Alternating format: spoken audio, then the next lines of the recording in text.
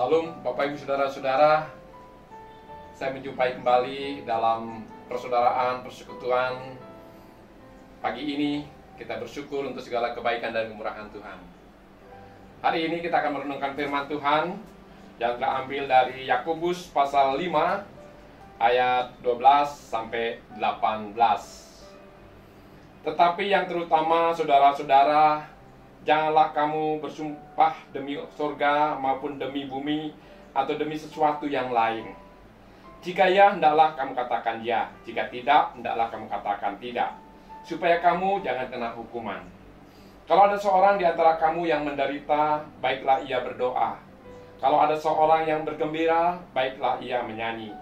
Kalau ada seorang di antara kamu yang sakit, baiklah ia memanggil para penatua jemaat, supaya mereka mendoakan dia serta mengoleskannya dengan minyak dalam nama Tuhan.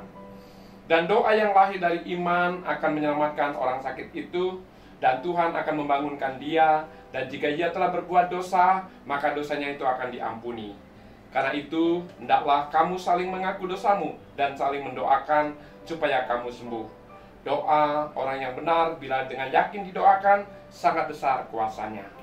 Elia adalah manusia biasa sama seperti kita, dan ia telah bersungguh-sungguh berdoa supaya hujan jangan turun, dan hujan pun tidak turun di bumi selama 3 tahun dan 6 bulan.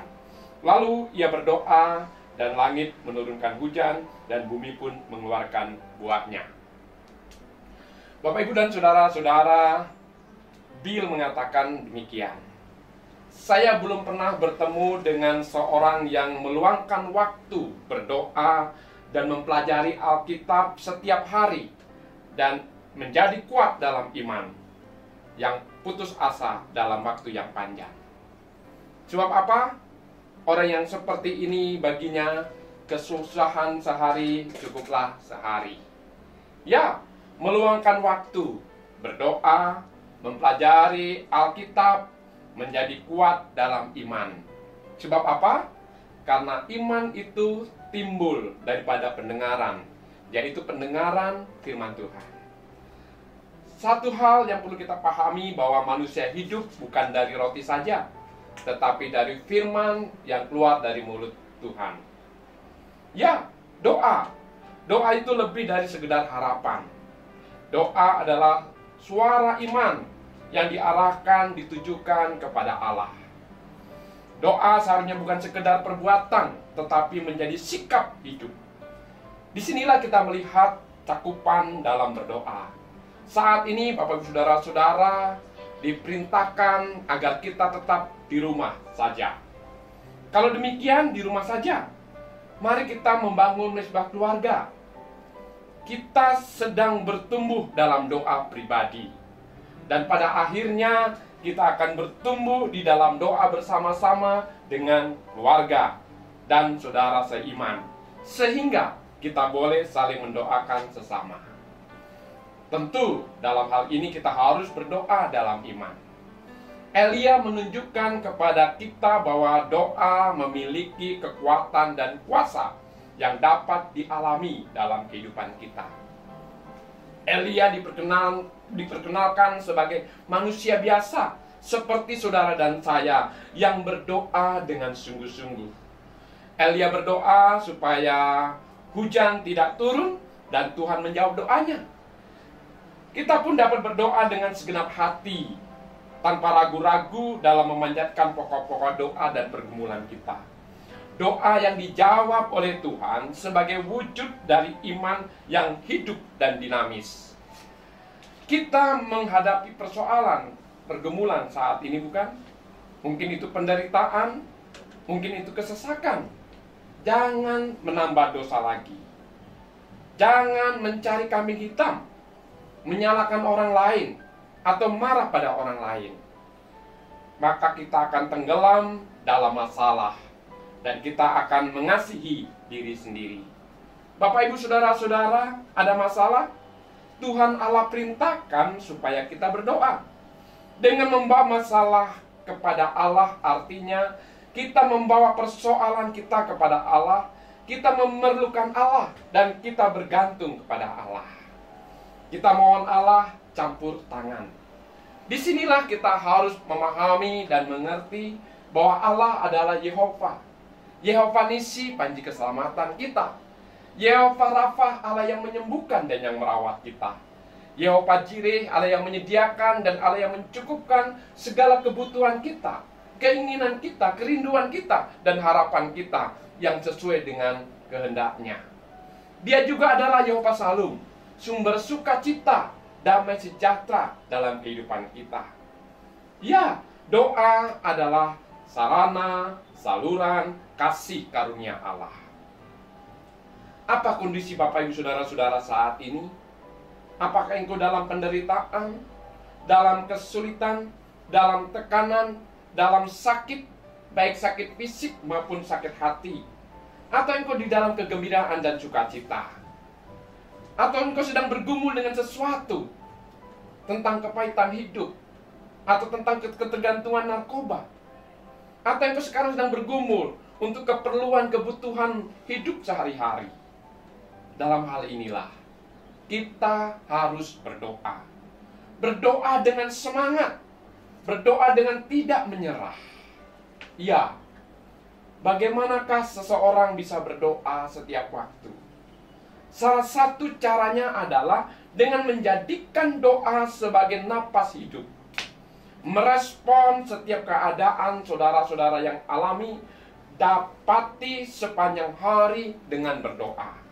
Awalilah segala sesuatu dengan doa, dan berjalanlah di dalam doa, dan berakhirlah di dalam doa. Karena di dalam doa kita dapat merasakan kehadiran dan kebersamaan dengan Tuhan. Mengatur kehidupan saudara sesuai dengan keinginan dan ajaran Allah, sehingga kehidupan saudara sendiri menjadi suatu doa. Ya, berdoa di mana saja, berdoa kapan saja, berdoa sebagai hidup saudara. Hidup saudara sebagai doa, selagi saudara hidup di dunia yang membutuhkan pengaruh penuh kuasa dari Allah. Saya, saudara juga hendaknya berdoa untuk semua orang percaya di dalam Kristus. Jadi, berdoalah untuk dirimu sendiri, berdoalah untuk keluargamu sendiri, dan berdoalah untuk saudara seiman yang saudara kenal saat ini. Mengapa? Karena tidak ada sesuatu pun yang tidak dapat dijangkau oleh doa. Doa tidak dibatasi oleh ruang dan waktu. Dalam doa, kita mempunyai akses langsung kepada Allah. Ya, karena di dalam Kristus kita punya akses langsung kepada Allah. Melalui doa, Allah bisa memakai kita dalam setiap keadaan untuk melakukan kehendak-Nya. Bahkan saat kita berdoa meminta perubahan atas keadaan kita saat ini, di negeri dan bangsa ini, kita juga hendaknya berdoa agar Allah mewujudkan rencananya melalui diri kita tepat di mana kita berada. Dalam kondisi yang seperti inilah, mari kita memohon petunjuk dan anugerah Tuhan. Apa rencana Tuhan bagi hidupku, dan apa yang bisa aku lakukan bagi saudara-saudaraku. Mengetahui maksud kekal Allah bagi kita untuk menolong kita untuk melewati masa-masa yang sulit ini. Jadi, berdoalah kepada Tuhan dalam kesesakanmu, dalam kegembiraanmu, di dalam iman dan pengharapan. Itu sebabnya tidak boleh berdoalah kepada Tuhan itu tidak boleh part time, tidak boleh sometime, apalagi no time. Harus senantiasa on time, meski full time, kalau boleh overtime, sebab kita akan dipanggil Tuhan anytime. Jadi, mari kita di dalam kehidupan kita hari lepas hari mengawali di dalam doa dan berjalan di dalam anugerah Allah dan berakhir di dalam kasih karunia Tuhan. Jadi sekali lagi sangat penting, doa bukan alternatif terakhir, tapi jadikanlah doa alternatif yang pertama. Tuhan memberkati Bapak saudara-saudara dalam kehidupan hari ini. Selamat bekerja, selamat berkarya, dan Tuhan memberkati kita. Salam. Amin. Mari kita berdoa. Bapa di dalam surga, Tuhan, terima kasih jika Engkau mengajari kami agar kami berdoa setiap waktu, kapan saja, di mana saja. Karena di dalam Kristus kami mempunyai hubungan langsung dengan Tuhan. Tuhan, terima kasih karena tidak ada sesuatu pun yang tidak dapat dijangkau oleh doa. Doa tidak dibatasi oleh ruang dan waktu. Dan kami bersyukur dan berterima kasih jika kami dapat berjumpa dengan Engkau kapan saja, di mana saja, sebagai sumber kehidupan kami. Yehova Nisi, panji keselamatan kami. Yehova Rafa, Allah yang menyembuhkan dan yang merawat kami. Yehova Salum, sumber sukacita dan damai sejahtera bagi kehidupan kami. Oh Tuhan, marilah berkati kehidupan kami, keluarga kami, saudara-saudara kami seiman, bahkan seluruh jemaat dan umat-Mu. Dimanapun mereka berada pada saat ini, peliharakanlah hidup mereka di dalam anugerah-Mu. Berkatilah usaha pekerjaan yang Tuhan percayakan baginya, dan berkatilah bagi saudara-saudara kami yang merindukan pekerjaan, dan berkatilah keluarga kami yang merindukan keharmonisan, kebahagiaan, ketentraman, dan kedamaian.